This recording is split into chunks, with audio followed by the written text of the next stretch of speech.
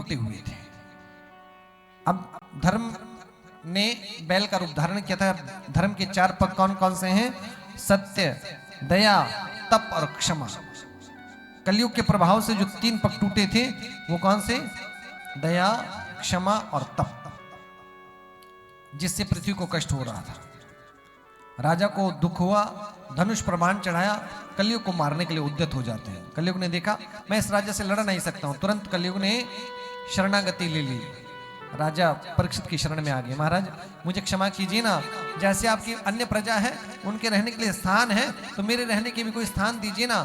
कलयुग को स्थान दिया एक गुण के कारण, क्या कि यत् फलम नास्ति तपसा न योगेन समाधिनाम तत्फलम लभते सम्य कलौ केशव कीर्तनाद, कि कलिकाल में एक क्षण का भगवान नाम कीर्तन जीव का कल्याण कर देगा। इस गुण के कारण कलयुग को जीवित छोड़ा और 4 स्थान दिए। बोले सच्चिदानंद भगवान के। द्योतम पान स्त्रिय सोना यत्रा धर्म चतुर्वेदः, 4 स्थान दिए कलयुग को राजा परीक्षित ने। कौन से? द्योतम पान स्त्रिय सोना यत्रा धर्म चतुर्वेदः। द्यूत पहला स्थान कौन सा? जुआ, जहां पर जुआ खेला जाता है। जुआ किसी का ना हुआ। लोग घर में वो रखते हैं ना, कार्ड होते हैं, कौन से क्या बोलते हैं उसको? हाँ हाँ, अंग्रेजी में प्लेइंग कार्ड बोलते हैं, हिंदी में ताश। जिस घर में ताश उस घर का समझ लेना। जुआ जो भी जहां खेला जा रहा है, आजकल कई तरीके हो गए ना, लोग सट्टा मार्केट में जाकर के पैसा लगा दे, पता चला कि घर बार भी बिक गया। हाँ, कई लोग सुसाइड कर लेते हैं। आजकल मोबाइल में बहुत सारे तरह के नंबर 2 का काम नंबर 1 में हो रहा है सारा। बच्चे, छोटे छोटे बच्चे, वो भी उसमें गेम खेल करके पैसा कमाने के लिए, मेहनत कोई करना नहीं चाहता और चाहते हैं कि सब कुछ मिल जाए। तो कलयुग का पहला स्थान कौन सा है? द्योतम पान। दूसरा स्थान जहां पर मदिरालय है, जहां मदिरा का पान होता है। जिस घर में मदिरा रखी है, नित्य मदिरा का पान होता है, यह मदिरालय है, समझ लेना उस घर परिवेश में कलयुग वास करता है। द्योतम पान स्त्रिय सोना, जहां पर व्यभिचार पापाचार होता है, किसी तरह का भी पाप हो रहा है। और चौथा स्थान हिंसा, जहां लड़ाई होती है ना, चौथा स्थान कलयुग को मिल गया कि जहां लड़ाई हो रही वहां चले जाना। तो लड़ने वाले को देखना ना, कौन ऐसा आ जाता है वो कहता तू मुझे मार या मैं तुझे मार दूं। तो मन पे जो बुद्धि पर चढ़ा है वो कलयुग है। कलयुग ने हाथ जोड़ लिया, महाराज ये आपने 4 स्थान अपनी मर्जी के दिए, एक स्थान मेरी मर्जी का भी दीजिए ना। पुनश्च याचमानाय जात रूपम मदात प्रभु ततो नृतम मदम कामम रजो वैरम च पंचमम। 5वां स्थान मांगा कि 4 स्थान आपने अपनी मर्जी के दिए, एक स्थान मेरी मर्जी का दीजिए। कि कौन सा?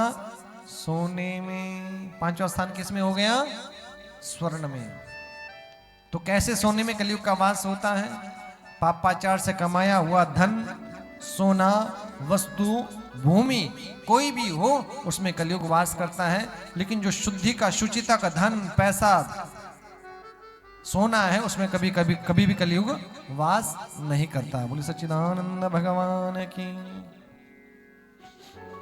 ऐसे कलयुग को 5 स्थान मिल गए। अब एक बात बताइए कि परीक्षित के महल में कौन सा पाप का धन था? शाबाश, हमारी बहन बहुत ध्यान से सुन रही है और इनको पता भी है कि परीक्षित महल में घूम रहे थे, कौन सा मुकुट पहनो? तो जरासंध से जीता हुआ मुकुट था, मस्तक पर पहना। कलयुग ने देखा स्थान मिल गया, लगाम हाथ में आ गई। परीक्षित के मन में विचार है शिकार खेलने के लिए जाना चाहिए। वन में चले गए, दिन की दोपहर का समय, प्यास लग रही थी। एक ऋषि है शमीक ऋषि। ये कथा विलक्षणता में क्या दर्शाती है कि जिस किसी ने किसी संत महात्मा का अपमान किया, जीवन में संकट आया। शमीक ऋषि को देखा आंखें बंद करके समाधि में बैठे हुए। ऋषिवर प्यास लग रही, जल पिलाइए ना। 1 बार कहा, 2 बार कहा, नहीं सुना तो क्रोध आया, ये ऋषि तो पाखंड कर रहा है, अभी दंडित करता हूं। सामने मरा हुआ सांप देखा, बाण की नोक पर उठाया, शमीक ऋषि के गले में डाल दिया और वहां से आगे प्रस्थान किया। महल में आए, मुकुट उतारा, कलयुग का दोष जाता रहा, मुझसे गलती होगी, वापिस जाना चाहिए क्षमा याचना मांगने के लिए। उधर शमीक ऋषि के पुत्र हैं श्रृंगी ऋषि, कुछ ऋषि बालकों के साथ खेल रहे थे। उस समय बालकों ने कहा, अरे भैया तुम यहाँ खेलो, किसी ने आपके पिता का अपमान कर दिया, उनके गले में मरा हुआ सांप डाल दिया है। जैसे ही ऐसा सुना श्रृंगी ऋषि ने क्रोध आया, हाथ में जल लिया, शाप दे दिया, जिस किसी ने मेरे पिता का अपमान किया है, जाओ मैं उसे शाप देता हूं, आज से ठीक 7 दिन के पश्चात इसी जाति के सांप के काटने से अर्थात तक्षक के काटने से उसकी मृत्यु हो जाएगी। और जैसे ही शाप दिया, शमीक ऋषि की आंखें खुली, अरे श्रृंगी ये क्या कर दिया। तुरंत ही शाप का समाचार किसको, राजा परीक्षित को भेज दिया गया। राजन आपके जीवन के केवल 7 दिन रह गए हैं, अपने कल्याण का उपाय कीजिए। राजा परीक्षित को पता चला, राजसी वस्त्र उतारे, गेरुए वस्त्र धारण किए और प्रत्येक व्यक्ति से पूछ रहे हैं कि जिस जीव की आयु के 7 दिन रह जाए उसको क्या करना चाहिए। उसी समय वहां पर गंगा तट पर सुखदेव जी का आगमन हुआ। गुरुदेव सुखदेव को उच्चासन पर बिठाया और प्रार्थना करने लगे, गुरुदेव कृपा कीजिए ना, जिस जीव की आयु के 7 दिन रह जाए उनको क्या करना चाहिए। बोले सुखदेव भगवान की जय। आइए, बड़ा सुंदर सुखदेव जी का आगमन हुआ।